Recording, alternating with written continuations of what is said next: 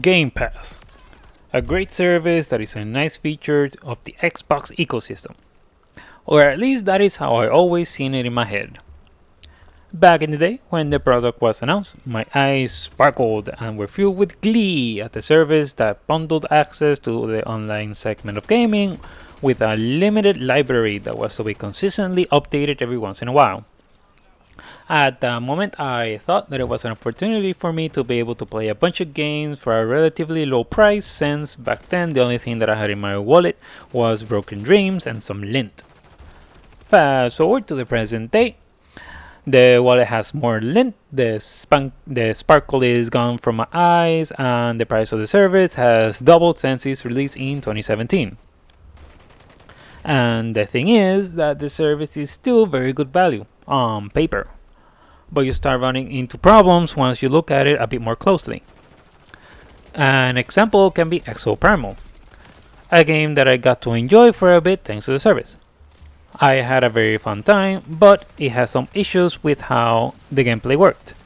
The PvP segment at the end of each sortie had balance issues that were never addressed.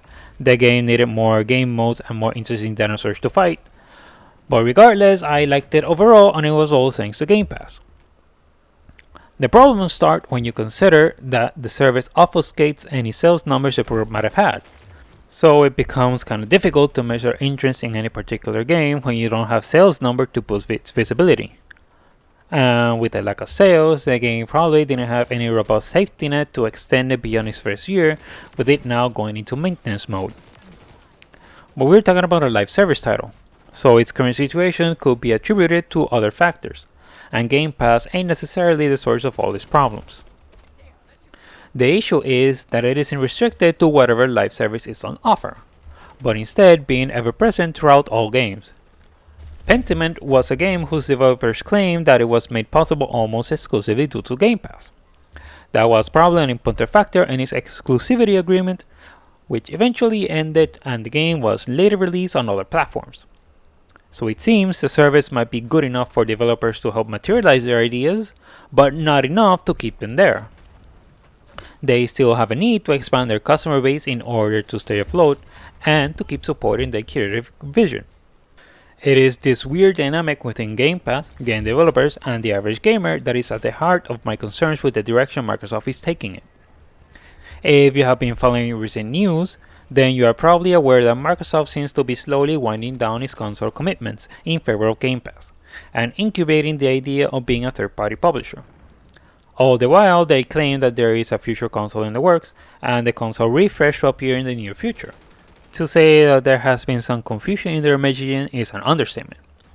In the midst of all of that, their first-party offering seems to be going through some mismanagement, with a very notable one being canned for some reason that will never really make sense. This becomes extra relevant when you consider that Microsoft has stated previously about the need to have appealing first-party games on their service. So they put themselves in a position where they want Game Pass to grow, but Halo still remains in an unfavorable position so many years after its release. Starfield stumbled quite a bit after entering the market. Redfall landed as a fireball made a pool. Hi-Fi Rush, winner of multiple awards, stopped being an exclusive, and then its developer, TangoWorks, was shuttered. And the best part of all of this is that any future first-party release aren't guaranteed to be exclusive.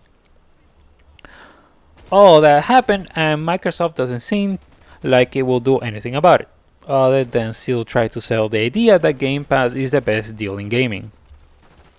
And very recently, I think the biggest red flag has revealed itself. That is with the addition of Call of Duty. Why do I think this is a gigantor red flag? Well, because it has been revealed that there are 34 million Game Pass users. That if theoretically they all subscribe to the ultimate tier just to get the theoretical day one release of Black Ops 6, those are 34 million sales that will not materialize.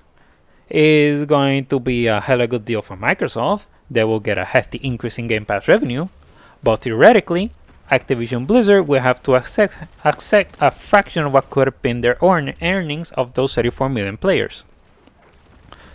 Sure, they'll still have the PS5 side of sales, but what would happen if they get their wish and more people get Game Pass? Wouldn't that leave the developers with less money overall? The microtransactions would still be there to direct money their way, hopefully, but there has been understanding that Call of Duty has been over-monetized for quite a while. Is the expectation of Microsoft that Activision Blizzard is to double down on that monetization in order to compensate for any loss due to Game Pass? This is why I'm personally worried about what Microsoft is doing, because the best deal in gaming might actually only be good for the consumer.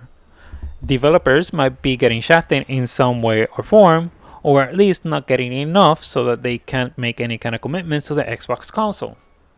And I think that is the biggest indicator that this is the case, in that I haven't heard any developer talking about how they benefited from Game Pass. No rumors, no leaks, no gossip, no nothing about what might be the benefits of Game Pass for developers. If that ain't super sus, I have no idea what could it be at this point. In spite of all of this, I still like the idea of Game Pass. I like the value that it can provide for people, and that it supposedly helps smaller studios push their game out the door. But I think we need to hear more concrete information about how it benefits developers. It should also be less of a service that has as many games as possible, and more of it being an effective promotional tool that also encourages the sales of releases made by smaller studios. It would also be nice if Microsoft did a better job managing their studios so that they can at least start fixing their reputation and start earning their market share by having worthwhile games that attract gamers to their ecosystem. But for now, all we can do is wait and see what they do in the future. What do you think is the Game Pass situation? Is it actually better than it actually is? Let me know down in the comments below. That is it for me for today. Thank you all for watching. Like and subscribe if you enjoy my content. Take care, drink your water, and I'll see you on the next one.